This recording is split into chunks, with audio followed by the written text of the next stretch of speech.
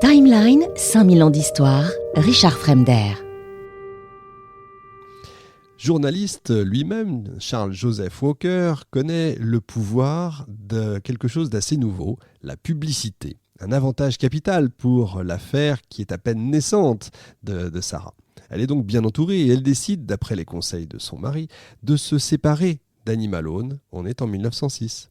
Plus rien, du coup, ne la retient de créer sa propre marque de cosmétiques. Elle va profiter des connaissances de son mari. Donc, Sarah Breedlove va adopter désormais le titre, on va dire officiel, Madame C.J. Walker, pensée pour mettre l'emphase sur sa respectabilité et son professionnalisme. Et c'est un nom sous lequel elle commence à commercialiser sa ligne de produits Walker's Wonderful Hair Grower. Et on se demande bien d'où lui est venue l'idée de nommer ses produits ainsi. La femme d'affaires Madame C.J. Walker est née.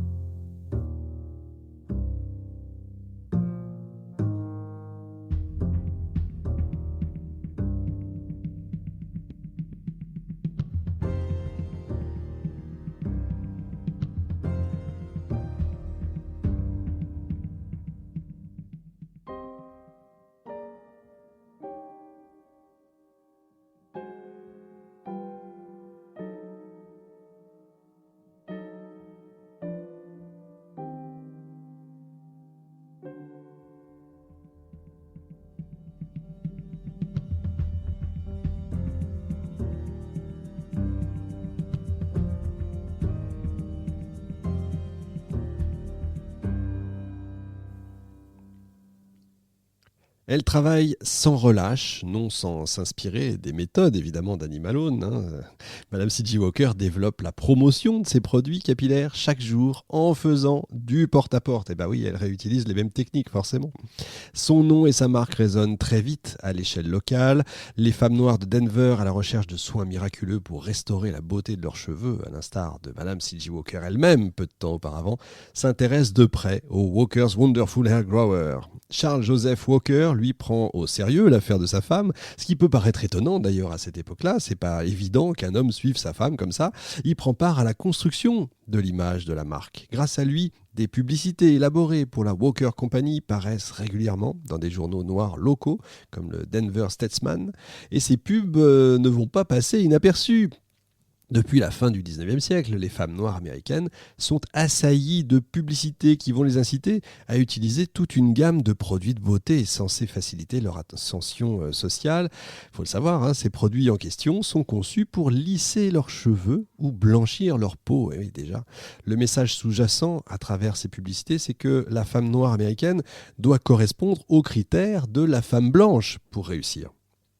Parce que le monde de la beauté noire est dès le début un sujet avant tout politique, vous l'avez compris, avec la popularité grandissante des discours sur la fierté raciale dans les années 1910 et l'intensification de la publicité dans les années 1920, vous avez là la réunion, le corps des femmes noires devient un terrain de lutte culturelle et esthétique. Et ça, Madame C.J. Walker l'a parfaitement compris, tandis que les élites noires ont pris pour habitude d'inciter les femmes noires venues du Sud à se conformer aux normes de comportement et d'esthétique perçues comme respectables, les femmes de la classe ouvrière élaborent quant à elles leur propre conception de la beauté noire. Avec la création d'espaces commerciaux, en particulier les salons de beauté spécifiquement dédiés aux nouveaux canons noirs, ces femmes s'imposent dans l'espace public et dans le débat sur ce qu'incarne le New Negro, le nouveau noir post-esclavage, si vous voulez.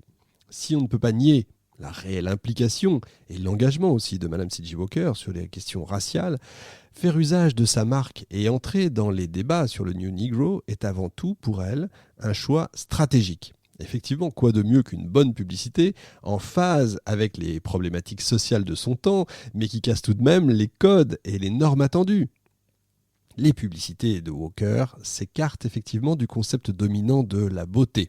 Plutôt que d'associer les traits noirs au manque de chic, elle va définir un nouvel idéal de beauté aux yeux de la population noire. Ces images diffusées dans les journaux locaux présentent une image de Walker elle-même, mettant en avant sa peau foncée, ses traits marqués, et tout ça est très novateur pour l'époque. Elle et son mari investissent massivement dans la publicité pour se faire connaître, et en parallèle, elle s'appuie sur un noyau solide d'agents de vente, donc de vendeuses, pour élargir continuellement sa clientèle. Les produits Walker sont rapidement disponibles à travers tous les États-Unis et, à terme, en Amérique du Sud et dans les Caraïbes. Tout ça fonctionne à merveille pour Walker. La pub, on va le dire, est un coup de génie pour son affaire. Les marques de cosmétiques détenues par des hommes d'affaires blancs s'inspirent même, c'est pour vous dire, de la communication de Walker pour étendre leur marché. Tous en tout cas comprennent que les femmes noires constituent un marché unique. En marketing, on appellerait ça une niche, mais une niche importante. Il n'est pas question pour eux de rater leur chance de vendre. Les termes péjoratifs sont par exemple évidemment retirés des annonces publicitaires. D'autres vont beaucoup plus loin. Ils vont créer des entreprises trompeusement annoncées comme appartenant à des Noirs pour capitaliser sur la beauté noire. L'influence de Madame C.J. Walker est indéniable, alors que, en réalité, elle ne fait encore que débuter son affaire. Malgré ça, Walker fait face à quelques critiques quand même venues de femmes noires, l'accusant d'être malhonnête, de prôner des standards de beauté blancs et de l'élite noire américaine.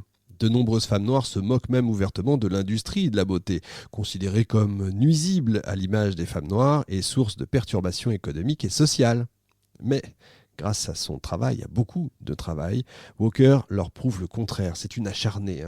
Elle réussit à professionnaliser le travail de ses agents de vente. À mesure que sa clientèle s'élargit, elle recrute. Elle forme elle-même ses propres vendeuses pour partager la charge de travail. Il est beaucoup plus simple de répondre à la demande grandissante de la clientèle, évidemment, en engageant. Elle et son équipe grandissante se forgent une légitimité que les critiques n'entachent plus du tout.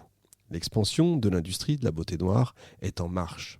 Et suite à quoi, de nombreux hommes et femmes éminents au sein de la communauté noire lui apportent leur soutien. Timeline, 5000 ans d'histoire, Richard Fremder.